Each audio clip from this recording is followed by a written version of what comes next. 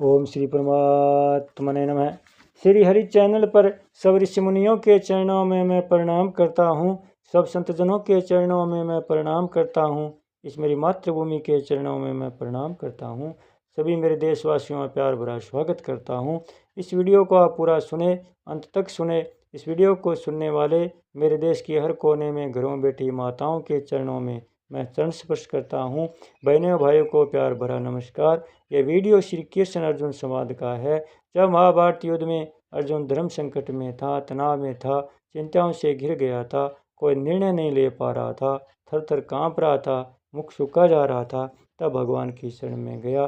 भगवान ने गीता का उपदेश दिया, धर्म संकट से बाहर निकाला और अंत में विजय श्री का ताज पहनाया। इसलिए यह वीडियो सुनने मात्र से ही मानसिक तनाव, चिंताग्रस्त शारीरिक तनाव से मुक्ति मिलेगी। इसलिए आप सब श्रोतागण से मेरी विनती है, इस सुप्रभात में पुण्य का भागीदार बनकर जन कल्याण में अपना सहयोग देवें। वीडियो को ज़्यादा से ज़्यादा शेयर करें, सब्सक्राइब करें और लाइक करें। अब आगे भगवान क्या कह रहे हैं।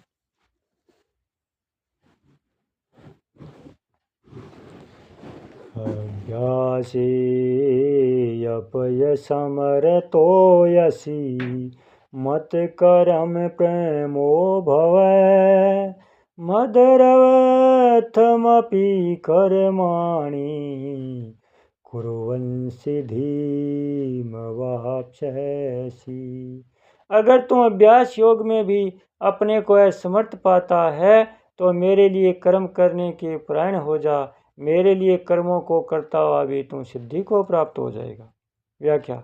अभ्यास से अपयसमर्थो असि मत कर्म परमो भवै। यहाँ अभ्यास से पद का अभिप्राय पीछे के 9वें श्लोक में वर्णित अभ्यास योग से है। गीता की यह शैली है कि पहले कहे हुए विषय का आगे संक्षेप में वर्णन किया जाता है। 8वें श्लोक में भगवान ने अपने मन बुद्धि लगाने के साधन को 9वें श्लोक में पुनः चितम समाधातुम पदों से कहा, अर्थात चितम पद के अंतर्गत मन बुद्धि दोनों का समावेश कर लिया। इसी प्रकार 9वें श्लोक में आए हुए अभ्यास योग के लिए यहाँ 10वें श्लोक में अभ्यास ये पद आया है।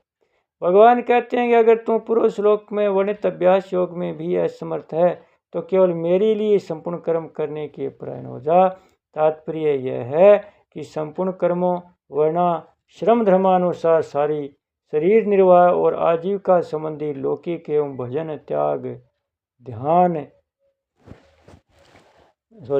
भजन ध्यान नाम जप आदि परमार्थी कर्मों का उद्देश्य सांसारिक भोग और संग्रह न होकर एकमात्र भगवत प्राप्ति ही हो। जो कर्म भगवत प्राप्ति के लिए भगवत ज्ञानानुसार किए जाते हैं उनको मत कर्म कहते हैं। जो साधक इस प्रकार कर्मों के परायण है वे मत कर्म परम कहे जाते हैं। साधक का अपना संबंध भी भगवान से हो और कर्मों का संबंध भी भगवान के साथ रहे, तभी मत कर्म परायणता सिद्ध होगी। साधक का ध्येय जब संसार भोग और संग्रह नहीं रहेगा तब निषिद्ध क्रियाएं श्रोता छूट जाएगी, क्योंकि निषिद्ध क्रियाएं के अनुष्ठान में संसार की कामना ही हेतु है। गीता 30वें अध्याय का 47वां श्लोक। अतः भगवत प्राप्ति का ही उद्देश्य होने से साधक की संपूर्ण क्रियाएं शास्त्र भी तो भगवत दत्त ही होगी। मद्रतमपि कर्माणि कुर्वन् सिद्धि मवाप्स्यसि। भगवान ने जिस साधन की बात इसी श्लोक में पूर्वार्ध में मत कर्म प्रमो भवै पदों से कही है, वही बात इन पदों में पुनः कही गई है। भाव यह कि केवल परमात्मा का उद्देश्य होने से उस साधक की और जगह स्थिति हो ही कैसे सकती है।